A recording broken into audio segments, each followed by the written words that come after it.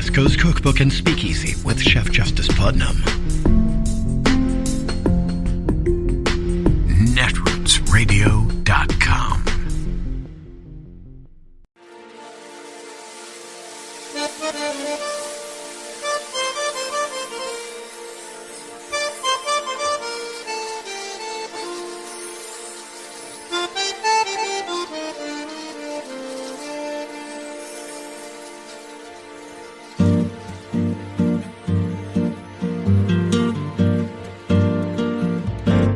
Je voudrais du soleil vert, des dentelles et des théières, des photos de bord de mer, dans mon jardin d'hiver. Je voudrais de la lumière, comme en Nouvelle-Angleterre. Je veux changer d'atmosphère, dans mon jardin d'hiver. Ma fleur sous la pluie de novembre, tes mains qui courent, je n'en peux plus de t'attendre. Les années passent, il est loin, là je tombe. Nul ne peut nous entendre.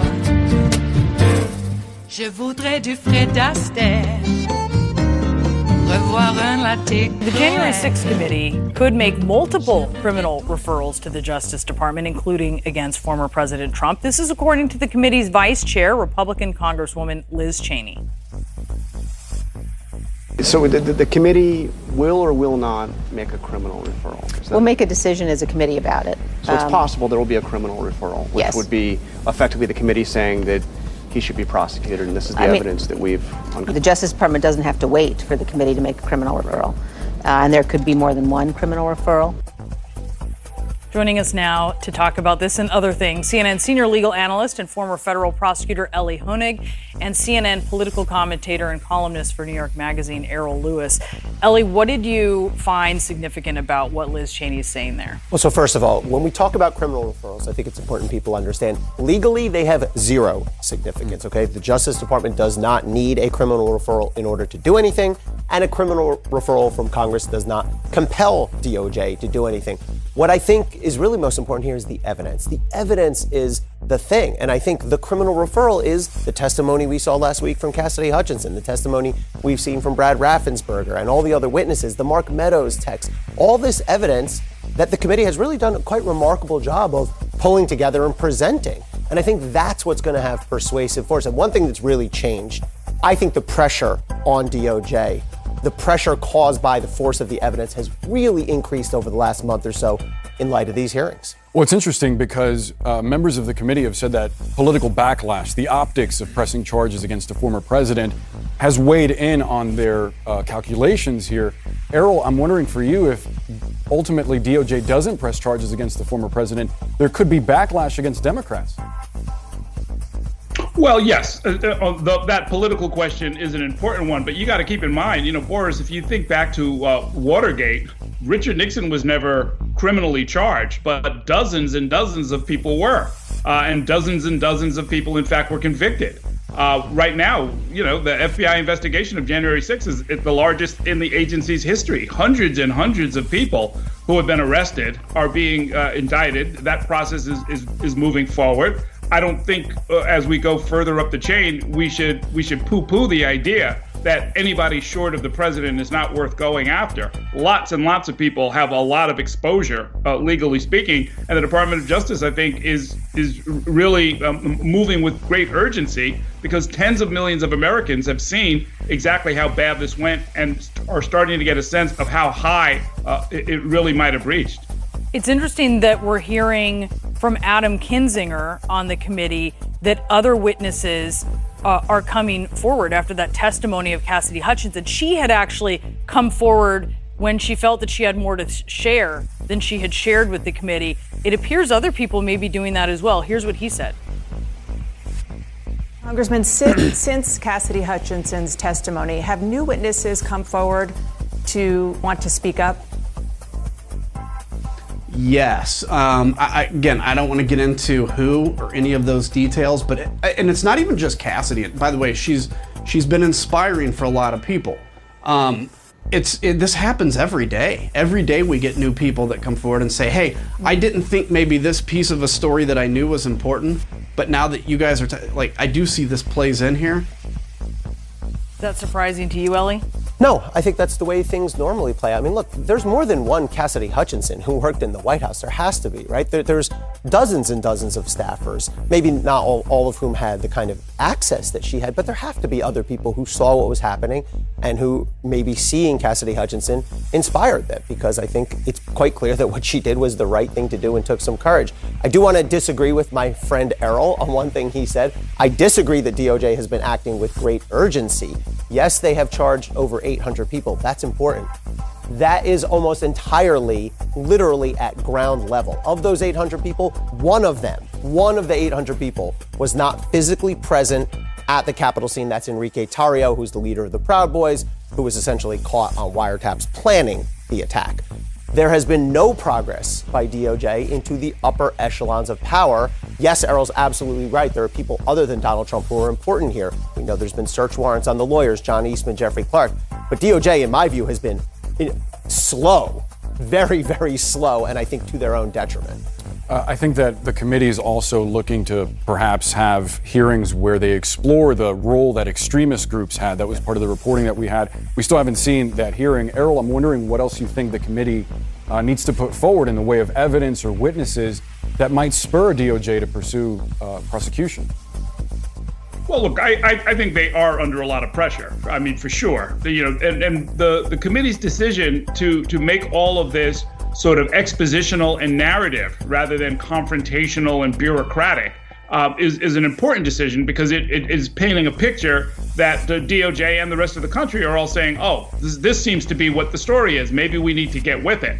And so I think we are going to see them, take the actions that this evolving narrative would lead you to conclude that they have to take. The charge of seditious conspiracy, the fact that they're going after the leadership of major extremist organizations, I think is profoundly important. And the flow of these new witnesses and others who have more to add, I think is only going to sort of increase the speed with which all of this kind of evolves. But look, in the end, especially when you get closer and closer to the Oval Office, I think really what this is going to be about is going to be more political impact than about whether or not any particular person ends up in handcuffs or in a jail cell. I mean, the reality is we have a midterm election coming up very quickly, and it's going to be followed by the 2024 elections, the sequel to all of this stuff. To the extent that we want to protect our elections from the kind of sort of criminal interference that you saw on January 6th, that's not going to just be a matter of whether or not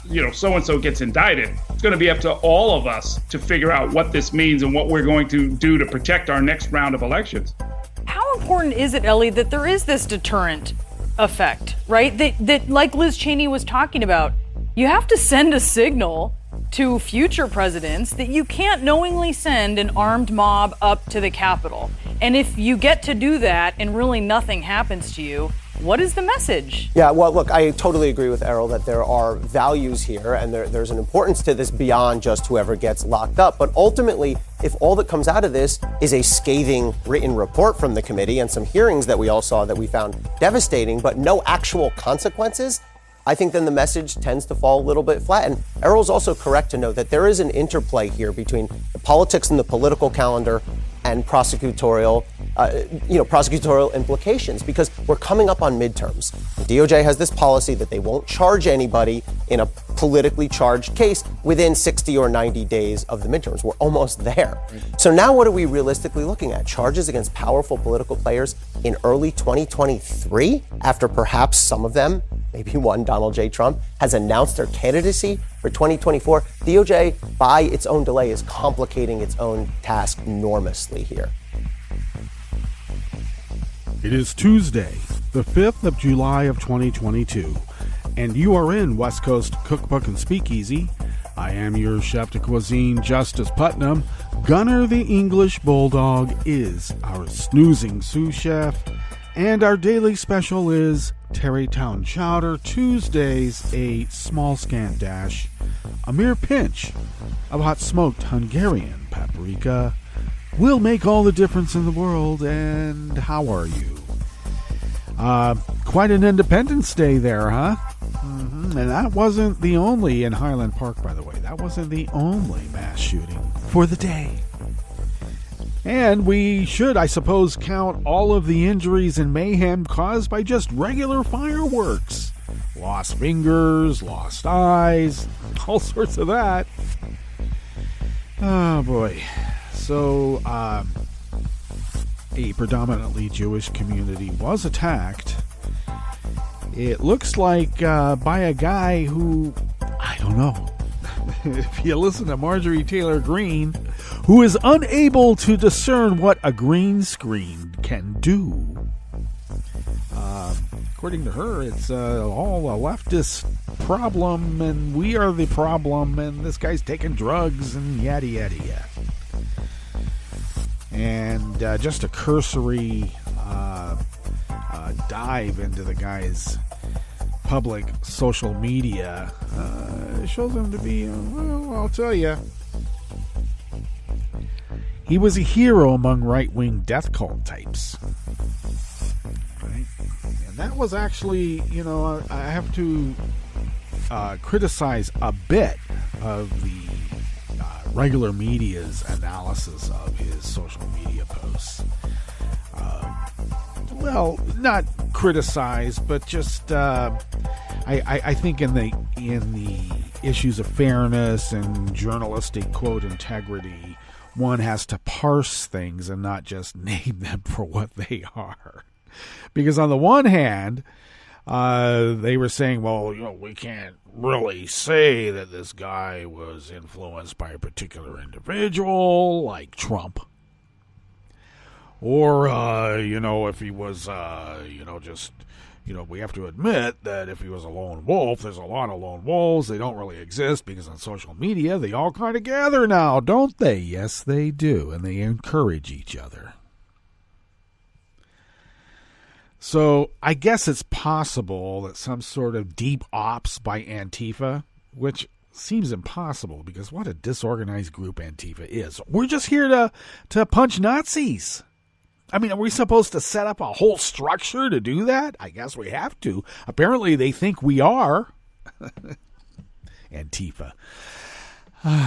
Anybody who is anti-fascist is Antifa. Do you get it? The greatest generation. Antifa.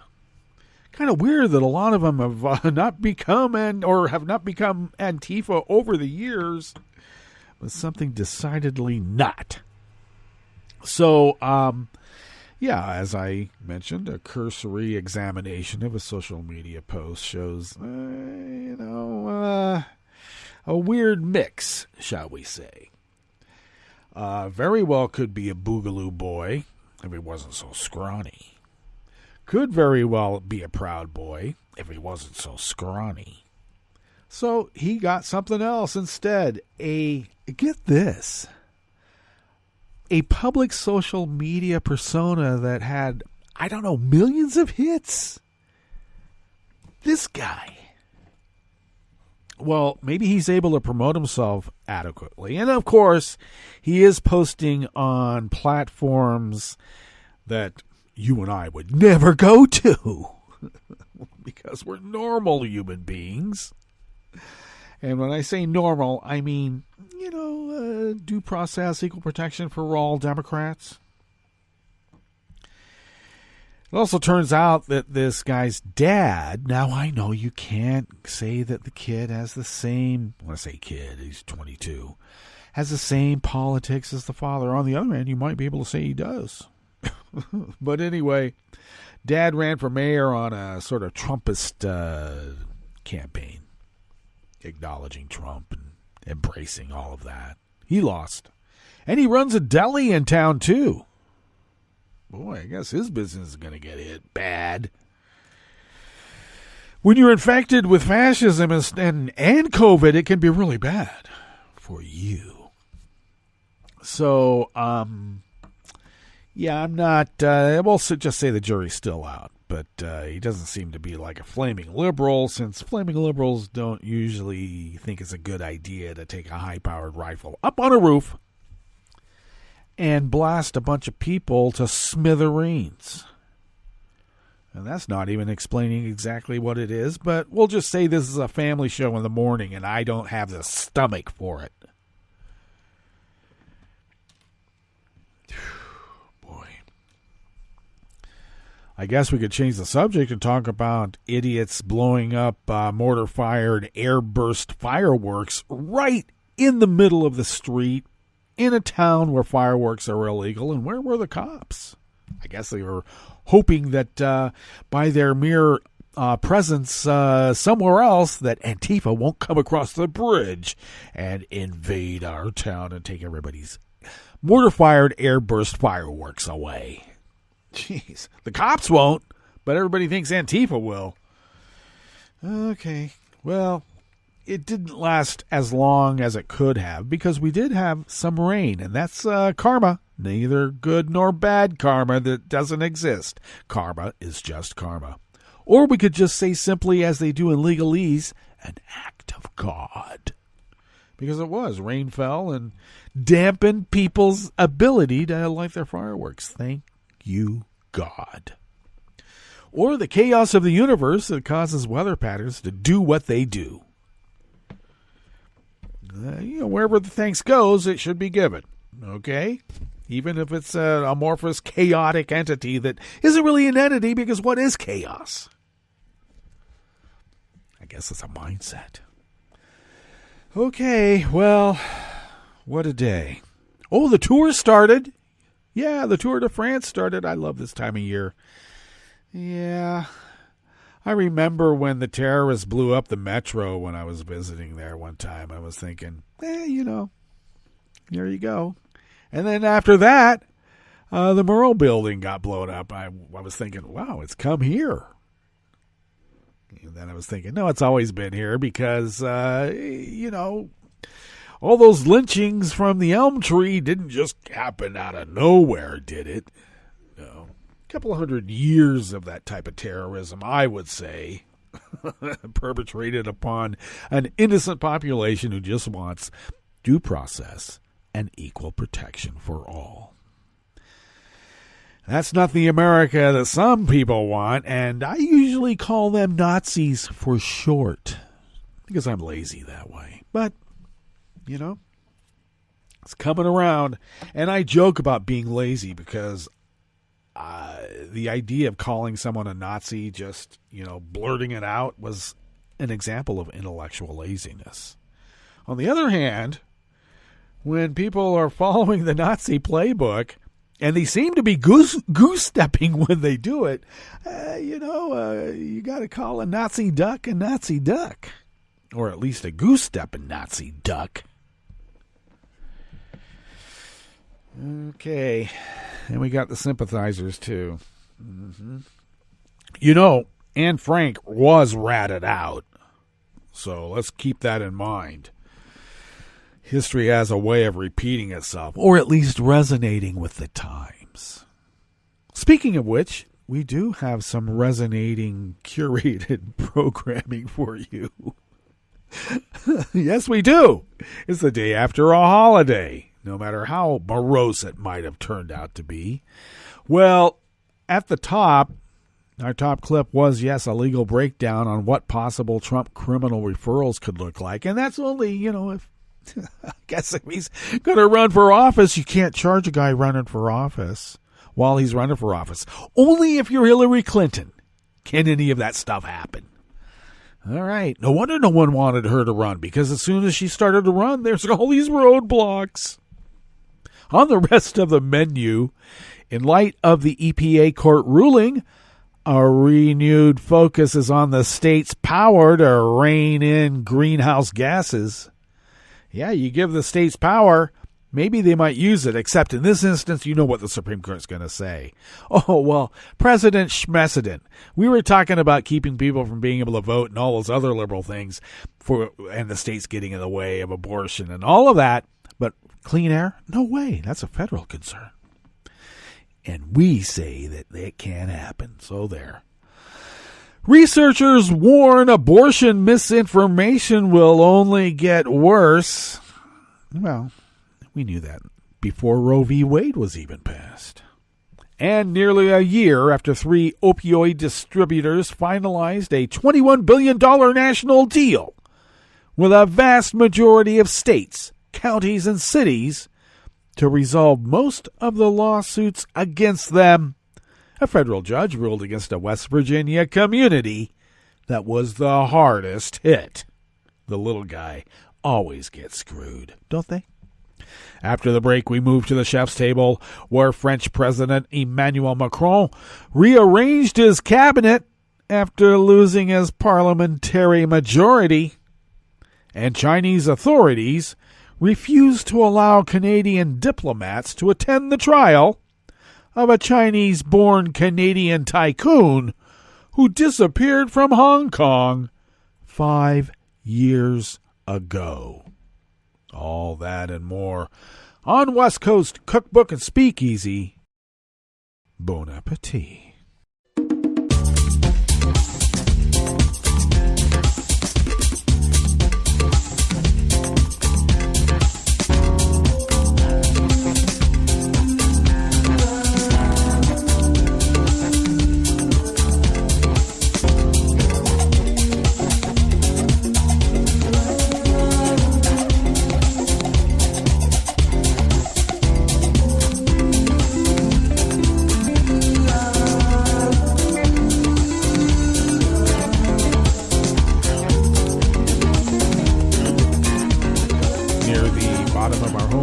At netrootsradio.com. To the right of the page is the chat room link, and the chat room is monitored by Kelly Lincoln. Thank you, Kelly.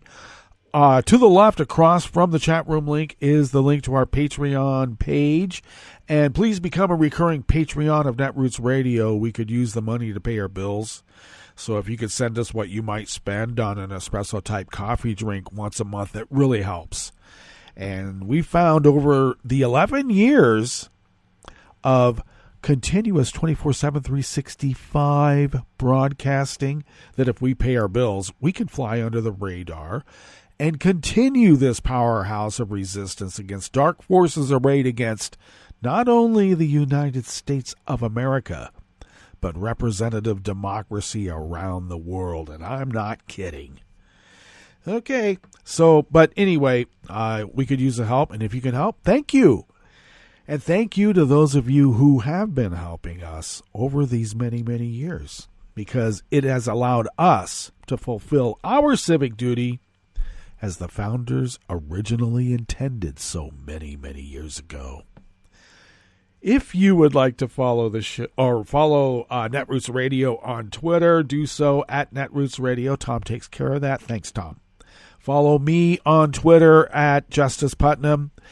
I post the show notes and links diary 10 minutes before showtime, and then you can find those show notes and links by going to Twitter at Justice Putnam, because they will be there, at least the general ones, and you can find that one for the day, or you can get the podcast too, and I'll tell you about that in just one moment. Follow the show on Twitter at Cookbook West, and as I mentioned, pick up podcasts by way of Spreaker, Stitcher, TuneIn, iHeart, YouTube, iTunes, and wherever podcasts can be found. And I should mention, as I have been for quite a while now, the deep archive of the Netroots Radio Library can be found at the Internet Archive at archive.org. There, got it out of the way. Oh my, I haven't brought up this first offering here in the Bistro Cafe part of West Coast Cookbook and Speakeasy. But it's a simple push of a cursor, and next thing you know, there it is. Kathleen Ronayne of the Associated Press brings us this first offering. The U.S. Supreme Court limited the power of the federal government to regulate greenhouse gas emissions from existing power plants, but its ruling did not touch the power of the states. Oh, this is electrifying. No pun intended. That's putting a renewed focus on efforts across the country to limit the reliance on power plants that spew planet-warming emissions into the air. While Democratic states have taken the lead on the most aggressive climate policy in recent years, some Republican-led states are also helping shift the U.S. power grid toward cleaner sources of energy. This ruling makes clear that the actions of governors and state legislators are more important than ever. Thankfully, state authority to curb greenhouse gas emissions has not changed. Democratic governors Jay Inslee of Washington, Kathy Hochul of New York, and Gavin Newsom of California said in a statement after the ruling. The three are co-chairs of the U.S. Climate Alliance, a group of 24 states committed to climate action. States can cut emissions from power plants in a handful of direct and indirect ways. Chief among them are carbon markets that aim to lower emissions from large polluting facilities over time, and rules that require utilities to buy certain amounts of energy from renewable or non-carbon sources.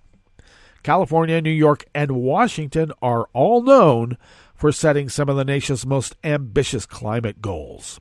All three have committed to getting 100% of their electric power from non-carbon sources by 2040 or 2045, but they are not alone. 18 states have set 100% clean energy goals according to the U.S. Climate Alliance. Most of the states in the alliance are led by Democrats, but a few, including Vermont, Massachusetts, and Maryland, have Republican governors. Together, the states account for 42% of the nation's greenhouse gas emissions.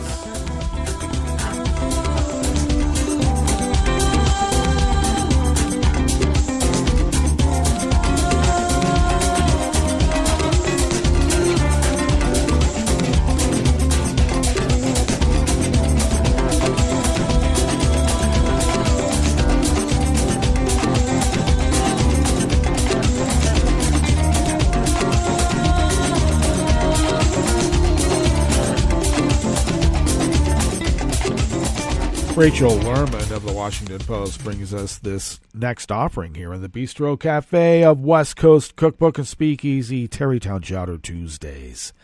False and misleading information about abortion is spreading online, and researchers fear it will only get worse in the wake of the Supreme Court decision on Dobbs.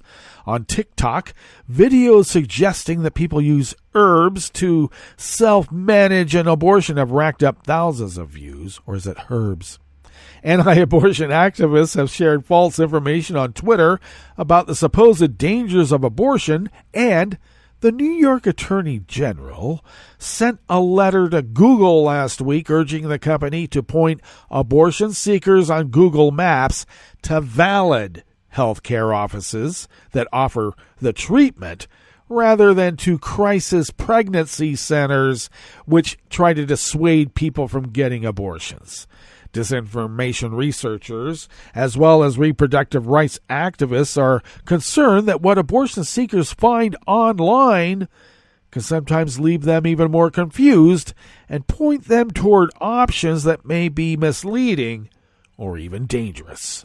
Social media companies have struggled for years to reliably and completely remove harmful information from their sites, including misleading coronavirus information, lies about the 2020 election, and anti-vaccine propaganda, despite, in many cases, the companies taking significant efforts to moderate the problematic posts. Many of the platforms were built on the premise of free speech, although the companies have had to add algorithms and thousands of humans to police rule-breaking content on their site. Meta, the parent company of Facebook and Instagram, said it allows posts and ads promoting healthcare services, including abortion. Spokesman Kevin McAllister said the company prohibits the direct sale of all prescription drugs, including abortion medications, misoprostol and mifepristone. The company also bans posts that target people related to their sexual activity and targeting people with lethal violence he said.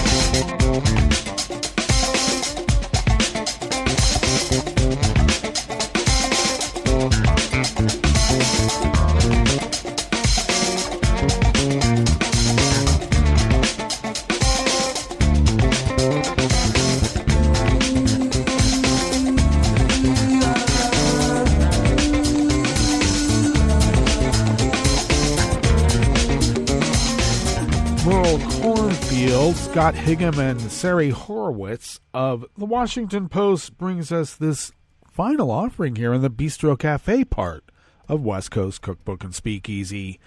In a blow to claims that drug companies fueled the opioid crisis, a federal judge ruled yesterday, Monday, that the nation's 3 major drug distributors did not cause a public nuisance by shipping millions of addictive pain pills to a West Virginia community that was among the hardest hit. In a legal win for AmerisourceBergen, Cardinal Health, and McKesson, Judge David A. Faber dismissed the argument made by Cable County and its seat, Huntington, that the distributors bore responsibility for the consequences of an inundation of opioids, according to the judge's order filed in the U.S. District Court in West Virginia. The distributors have denied wrongdoing and have said the painkillers that they shipped were prescribed by licensed doctors and filled by pharmacies. They argued they had no way of telling that those prescriptions were not legitimate and that any of the drugs may have been funneled to the black market. The arguments by lawyers for the distributors resonated with the judge, who ruled that the plaintiffs did not prove the conduct by the companies was unreasonable, a key element to establishing a public nuisance case. He found that the conduct of the companies could not be connected to the harm suffered by the communities. Finally, he ruled that the plaintiffs failed to devise a detailed abatement plan outlining how the communities would spend any money they received if they did prevail at court. The decision comes nearly a year after lawyers for the defendants and the plaintiffs rested their case in a bench trial held before the judge last summer. Following the trial, the 3 distributors finalized a $21 billion national deal with a vast majority of states, counties, and cities to resolve most of the lawsuits against them. Communities in West Virginia were not part of that deal. Lawyers involved in the case said they were surprised by the amount of time it took Faber to hand down his decision. Lawyers for the plaintiff said they are considering an appeal. Indeed. All right, let's get to our break, and when we get back from that break, we will go through weather from around the world, and we will finish up with the stories that we've curated for you today. You are listening to West Coast Cookbook and Speakeasy, and we will be right back. You are listening to netrootsradio.com. Please hang up and try again.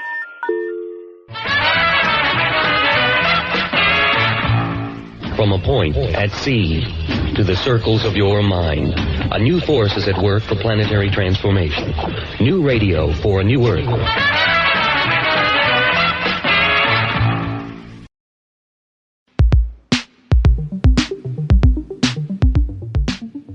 This is Scientific American's 60-Second Science. I'm Karen Hopkin. They say you can catch more flies with honey than with vinegar. But what if you had access to a remote-controlled carnivorous plant? Because researchers have engineered a bio-inspired system, an artificial neuron, if you will, that can trigger the snap of a Venus flytrap. Hi, my name is Simone Fabiano, an associate professor at Linköping University in Sweden. Fabiano designed the trap-springing device using nerve cells as a kind of bio-based blueprint. The way our biological neurons work is that they integrate information from different input over time, perform computation, and communicate the results to other neurons by means of voltage pulses.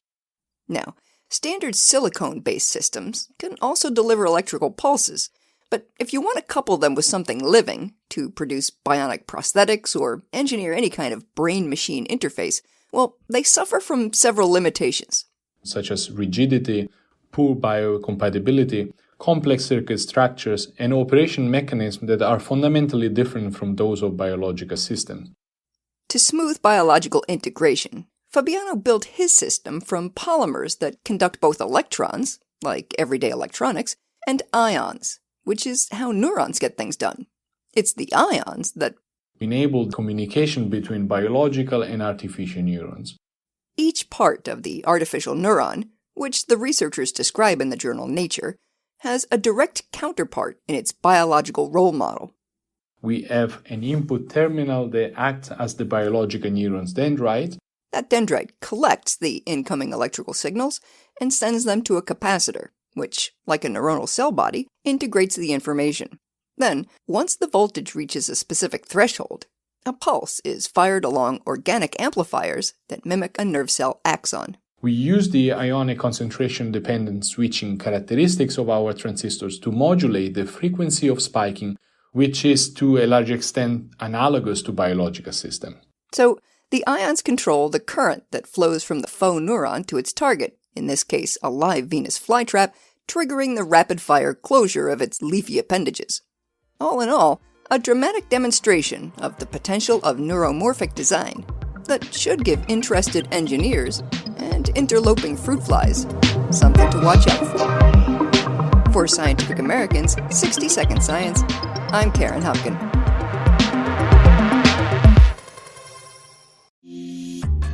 This program is presented by the Centers for Disease Control and Prevention.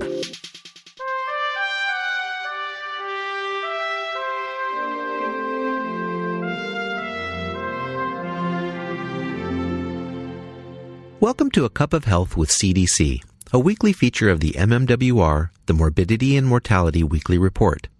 I'm Dr. Jeffrey Nemhauser, filling in for your host, Dr. Kathleen Dooling. As the U.S. population ages, more people are at risk for injuries. The largest percentage of injury-related deaths among this group are caused by falls. Elizabeth Burns is with CDC's National Center for Injury Prevention and Control. She's joining us today to discuss ways to prevent injuries and deaths from falls among senior adults. Welcome to the show, Elizabeth. Thanks for having me. Elizabeth, what are some of the more common consequences when a senior adult falls? Well, first, it's important to note that falls are incredibly common. More than 1 in 4 older adults will fall in a given year. Common consequences include loss of independence and an increased fear of falling, as older adults are afraid to do the same kinds of activities they were doing before. And this can actually lead to more falls, as older adults have less strength in their lower body. Common consequences include hip fracture and traumatic brain injury. And ultimately, in 2016, almost 30,000 older adults died because of a fall. So are falls more common in men or in women? Falls are more common in women, and more women go to the emergency department because of a fall, and more women die because of a fall. However, the rate of fall deaths are more common in men than women. What this means is that out of 100,000 men, more will die from a fall than out of 100,000 women. What are common causes of falls among older people? Getting on and off the toilet and getting in and out of bed are common causes of falls. Walking around the hallways at night when the lights are off is a common way people fall.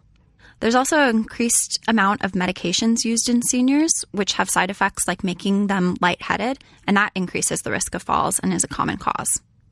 With all of those factors, what are some ways our listeners can decrease their chances of falling? Older adults should talk to their healthcare provider or doctor about how they can decrease their chances of falling. This can be done during the annual wellness visit or during annual physicals. The doctor will recommend an exercise program that should increase strength and balance, or maybe refer you to a physical therapist. Additionally, they can look through your medications and perhaps reduce your doses or suggest medications that decrease your chances of falls. Are there things we can do to modify our homes to prevent falling? Oh, absolutely. Installing grab bars on the side of the toilet, making sure that rugs are taped down or removed, making sure that there's lighting in the hallways are all really simple ways that an older adult can modify their home to prevent falls. Where can listeners go to get more information about preventing falls? Listeners can go to cdc.gov/study, and that's spelled STEADI. Thanks, Elizabeth. I've been talking today with Elizabeth Burns about ways to prevent fall-related injuries and deaths among senior adults. Improving strength and agility through regular exercise and removing potential obstacles in the home can help decrease the risk for falls. If you or a loved one is older and struggle with mobility, talk with a healthcare provider about ways to decrease the risks for fall-related injuries and death. Until next time, be well. This is Dr. Jeffrey Nemhauser for A Cup of Health with CDC. For the most accurate health information, visit cdc.gov or call 1-800-CDC-INFO. This program is presented by the Centers for Disease Control and Prevention.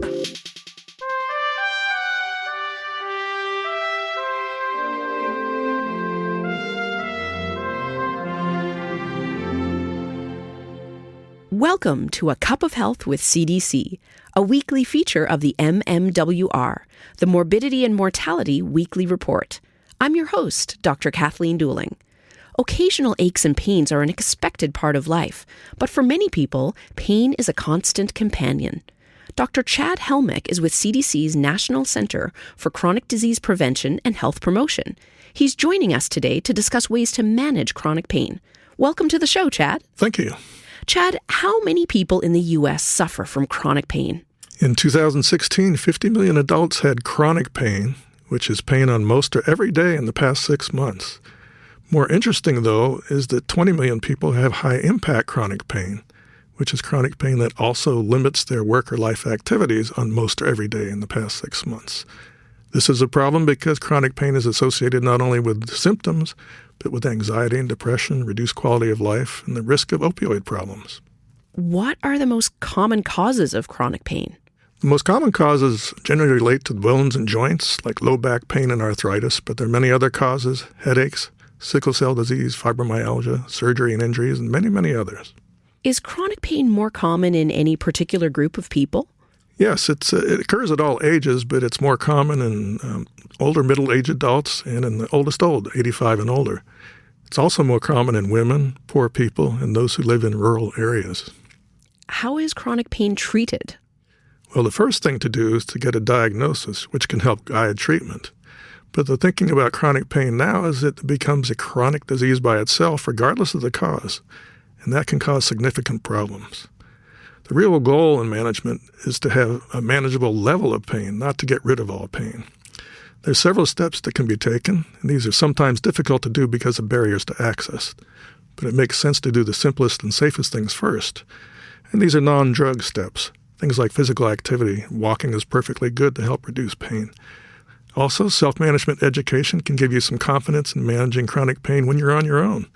There's also physical therapy, occupational therapy, psychological therapy, better sleep, which usually means less alcohol, and seeing a chiropractor or getting biofeedback and massage.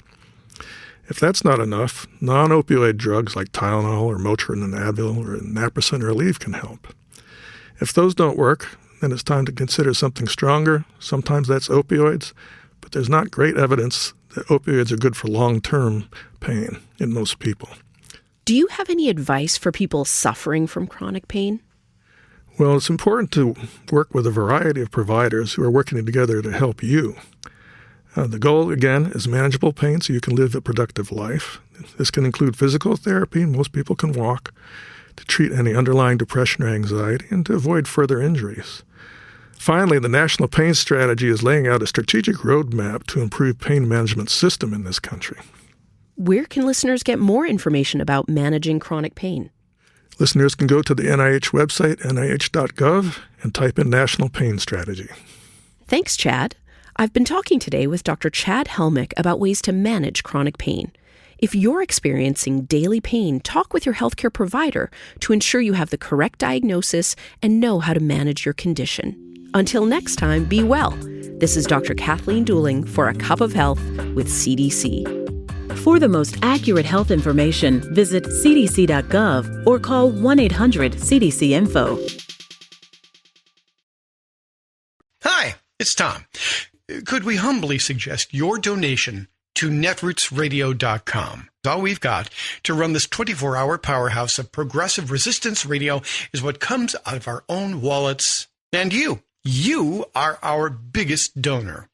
And it doesn't take much, $3, $5. Just go to the bottom of our netrootsradio.com page and hit our secure donate button.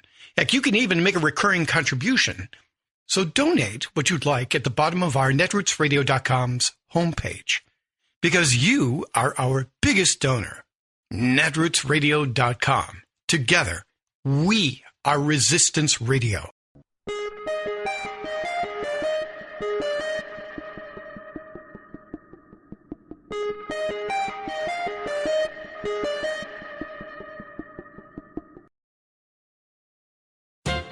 Donald Trump's criminal attempt to steal the 2020 election failed. But it's not the only recent coup attack on our democracy. In the last few years, a cabal of right-wing zealots have plotted to seize control of the U.S. Supreme Court. By hook and crook, they've installed a 6-judge majority, and now they're using them as a political cudgel to try stealing not just a constitutional right, but an inherent human right from American women, the right to make their own reproductive decisions. By judicial fiat, the right-wing judges have decreed that the state will make birth decisions regardless of what mothers want. This is the Republican Party's current concept of small government. When the Supremes issued their government decree in June, headlines blared that the decision by, quote, conservatives on the court, quote, ends a woman's right to choose. That's wrong on 2 counts. First, there is nothing conservative about what amounts to a naked power grab by a small minority of pious ideological tyrants. Second, a human right cannot be ended. The judicial authoritarians who are perverting the court's purpose from justice to autocracy are deluding themselves if they think that 6 unelected judges ensconced in a marble bubble in Washington can deter the democratic imperative, much less the maternal authority, of millions of American women. Reality has many ways to conquer ideology. To be blunt, the right wing lost this fight the moment it won the ruling. Unfortunately, even the Biden White House doesn't get the depth of the public's outrage and determination to restore this right into law. Asked about rising anger at his inaction, Biden dismissed the critics. "I'm the only president they got," he snapped. This is Jim Hightower saying Joe might want to reflect on the vibrant history of American democracy. If leaders don't lead, the people will, even if that means getting a new president. Howdy-ho, folks. Thanks for tuning in and sharing my weekly commentaries. Also, please join me for a live web show I host every other Tuesday, the Hightower Lowdown Happy Hour at the Chat and Chew Cafe. You can join the action live online as I chat with grassroots leaders and progressive sparklies from around the country. Go to hightowerlowdown.org/chat-and-chew to find out about upcoming guests and watch past episodes. That's hightowerlowdown.org/chat-and-chew. I'm Rick Smith, and this is Labor History in 2.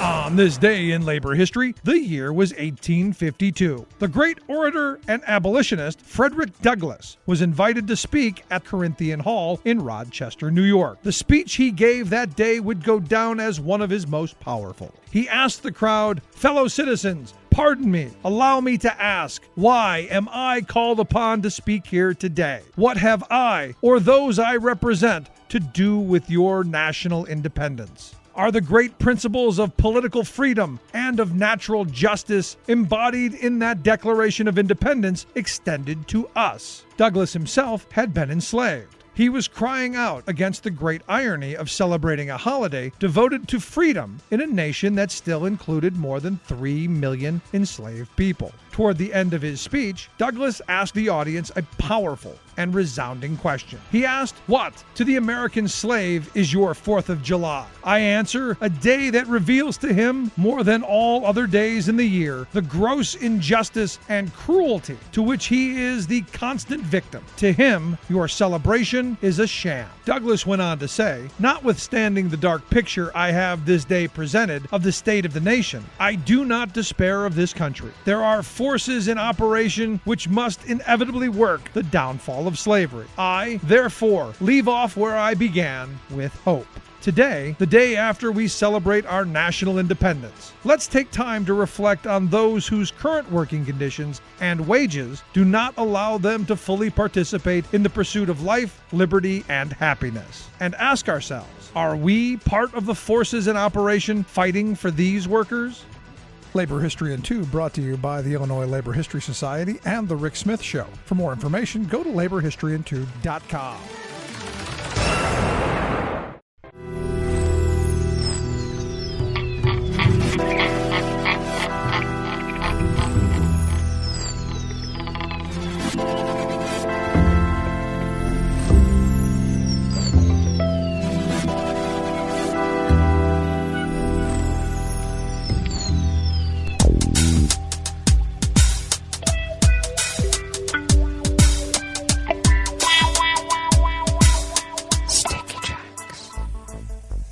Thank you for accompanying us here to the chef's table at West Coast Cookbook and Speakeasy Tarrytown Chowder Tuesdays.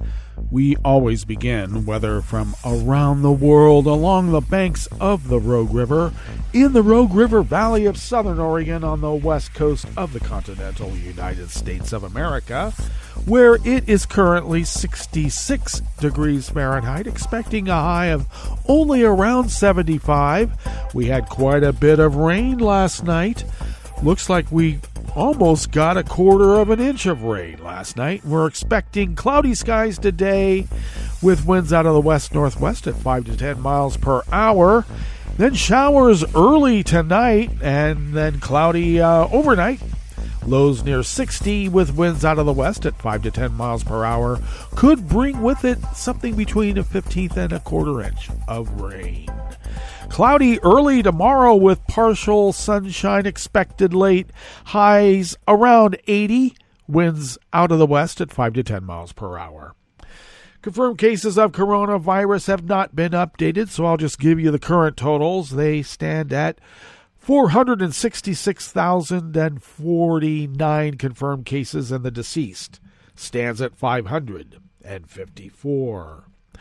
Grass pollen is rated high in Rogue River proper. The air quality index for the region is in the good range at 29 parts per million, and that daytime UV index is very high at level 9.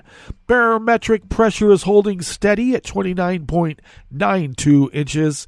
Visibility is up to 9 miles, and relative humidity is at 96%. Weather from around the world is brought to you by a crowd of crowdsourced weather stations that a crowd crowdsources from around the world. London is 72 degrees and mostly cloudy. Paris is 80 and sunny. Rome is 93 degrees and fair with a heat advisory that once again could impact critical electrical infrastructure. Kyiv is 90 degrees and partly cloudy. Kabul is 80 and partly cloudy. Hong Kong is 82 degrees and partly cloudy. Tokyo is 76 and merely cloudy. Sydney, Australia is 58 degrees with light rain, though you know that they had 4 feet of rain over a 24-hour period. And before that, they had 3 feet of rain over a 24-hour period. So by my reckoning, that's like 7 feet. Light rain now.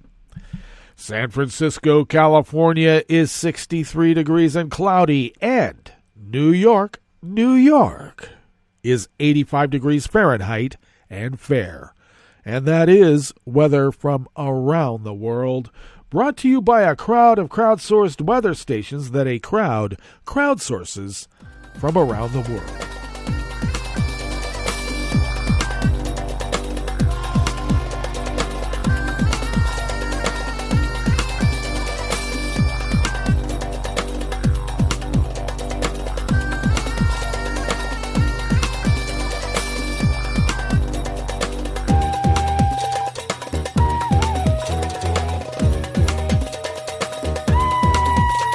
Barbara Sirk and Masha McPherson of the Associated Press brings us this first amuse-bouche here at the Chef's Table at West Coast Cookbook and Speakeasy. French President Emmanuel Macron rearranged his cabinet yesterday, Monday, after losing his parliamentary majority, and called on his new government to stand strong amid Russia's war in Ukraine and transform the heavily indebted French economy. The new government includes familiar faces from Macron's centrist alliance and the center-right, but none from the far-left and far-right parties that are now the main opposition forces in France's National Assembly. At a cabinet meeting after the announcement, Macron urged ministers to stand strong in the context of a war that has profound impact on many things. I think it wasn't sufficiently taken into account in France's public debate, he said. His government's plans to present a bill addressing growing public concerns about soaring costs of living, but his opponents say Macron is out of touch with the day-to-day pain of inflation. After France spent heavily to help the economy weather pandemic shutdowns and soften the blow of high energy prices worsened by Russia's invasion of Ukraine, Macron warned that progress can rarely be financed with unsupported debt and at least unsustainable debt. He said the government would focus on environmental challenges and great demographic transitions and work with local officials, companies, and citizens to transform profoundly our collective action.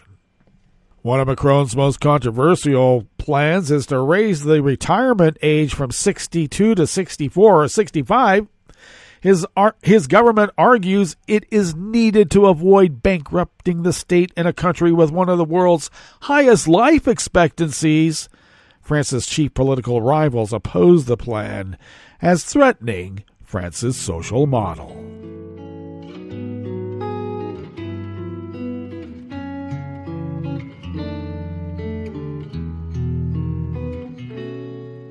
Je te donne ce mon amour pour la vie entière, la promesse de me trouver à tes genoux. Aussitôt que tu m'appelles, rester toujours fidèle, c'est tout, c'est tout.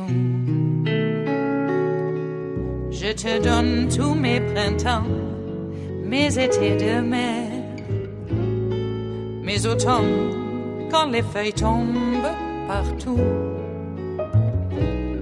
Si ce n'est pas une bonne affaire, je te donne tous mes hivers. Joe McDonald of the Associated Press brings us this final amuse-bouche here at the Chef's Table at West Coast Cookbook and Speakeasy, Tarrytown Chowder Tuesdays. Chinese authorities refuse to let Canadian diplomats attend the trial of a Chinese-born Canadian tycoon who disappeared from Hong Kong 5 years ago. Zhao Junhua was last seen at a Hong Kong hotel in January of 2017 and was believed to have been taken to the mainland by Chinese authorities. He was placed under investigation by anti-graft authorities that year, though the government has released no details about his confinement. The government has never confirmed whether Zhao, the founder of Tomorrow Group, which has been linked to a series of anti-corruption prosecutions and seizures of financial companies by regulators, was detained or what charges he might face. The Canadian government said earlier Zhao was due to stand trial yesterday, Monday, but gave no indication whether a trial took place or where. It gave no details of possible charges. Canada made several requests to attend the trial proceedings. Our attendance was denied by Chinese authorities, a Canadian government statement said.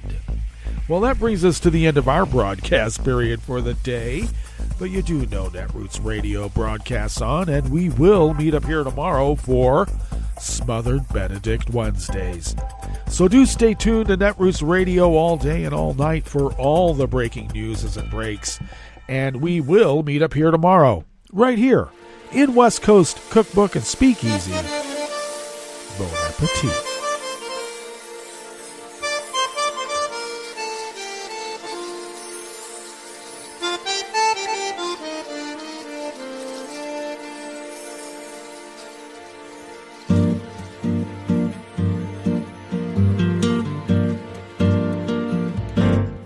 Je voudrais du soleil vert, des dentelles et des théières, des photos de bord de mer, dans mon jardin d'hiver.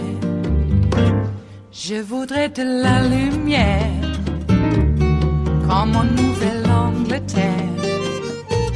Je veux changer d'atmosphère, dans mon jardin d'hiver. Ma fleur sous la pluie de novembre, tes mains qui courent, je n'en peux plus de t'attendre. Les années passent, il est loin, là je tombe. Nul ne peut nous entendre. Je voudrais du Fred Astaire, revoir un latte Goer. Je voudrais toujours te plaire dans mon jardin d'hiver.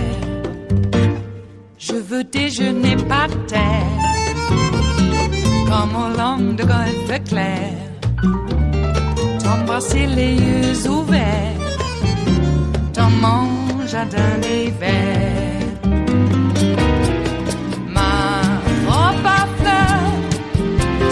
Pluie de novembre, tes mains qui courent, je n'en peux plus de t'attendre. Les années passent, il est loin, là je tombe. Nul ne peut nous entendre. Ba-da-da-dum-di-da-dum. Ba-da-da-dum-di-da-dum. Ba-da-da-dum-di-da-dum. Dans mon jardin d'hiver. Ba-da-da-dum-di-da-dum. Ba-da-da-dum-di-da-dum. Ba-da-da-dum-di-da-dum. Dans mon jardin d'hiver. Dans mon jardin d'hiver. Dans mon jardin d'hiver.